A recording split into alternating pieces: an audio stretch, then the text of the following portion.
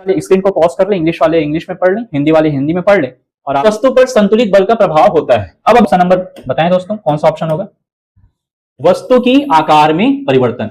Which of the following is the effect of balanced force applied on object, that is change in shape of an object, that's all. देखो एक line में।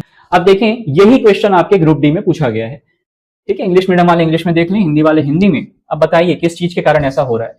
किसी वृक्ष की शाखा को हिलाने से उसके कुछ पत्ते झड़ जाते हैं, इसका कारण। If you move the tree branch fast, then some of the leaves get detached. मैंने आपको फल से समझाया, इन्होंने पत्ता दे दिया है।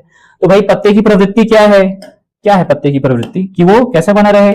विरामावस्था में बना रहे। लेकिन आपने पेड़ की शाखा को हिलाया तो शाखा हिल जाएगा, पत्ती वहीं का वहीं विरामावस्था में बना रहेगा। तो क्या होगा? शाखा आगे गया तो पत्ती उससे अलग होकर के नीचे गिर जाएगा। तो किस चीज के कारण हो रहा है? वो जड़त्व के कारण हो रहा है। तो ऑप्शन कौन सा आएगा? सी, ग्रुप डी 2018। नेक्स्ट वाले इंग्लिश मीडियम वाले है ना, और हिंदी मीडियम वाले स्क्रीन को पॉज कर लें और कोशिश करें बनाने का।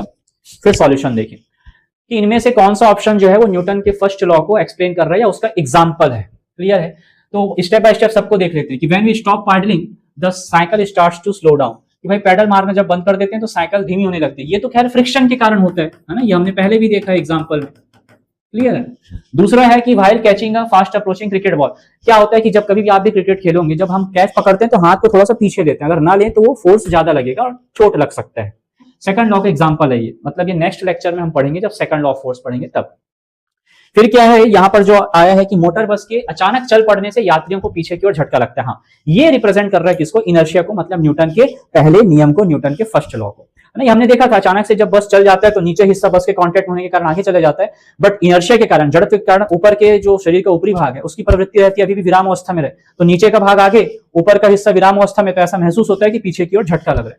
तो यही वाला एग्जाम्पल होगा, है ना। ऑप्शन सी जो है वो आंसर होगा। What is the other name of Newton's first law? तो इसको हम कहते हैं लॉ ऑफ इनर्शिया, जड़त्व का नियम। क्योंकि कहीं ना कहीं जो नेक्स्ट कि भाई न्यूटन का ये जो क्वेश्चन है ये कैसा है कि न्यूटन का जो लॉ ऑफ मोशन है वो कब पब्लिश हुआ था? तो एक बुक था प्रिंसिपिया, उसमें 1687 ईस्वी में, 1687 एडी में न्यूटन ने तीनों लॉज दिए थे उस बुक में, ठीक है। तो आप ये देख लें, यहां पर लिखा हुआ है। चलिए नेक्स्ट, मतलब किन कणों के लिए जो न्यूटन के नियम है वो मान्य नहीं है? तो दोस्तों ऐसे कण जिनका वेग प्रकाश के वेग के आसपास है ना, which are having speed equal to और near to the speed of light, वहां पर न्यूटन के लॉ काम नहीं करते। लाइट का स्पीड आपको पता ही है ना, लाइट का स्पीड क्या होता है? बहुत ज्यादा, 3 × 10⁸ मीटर पर सेकंड, एक सेकंड में इतना।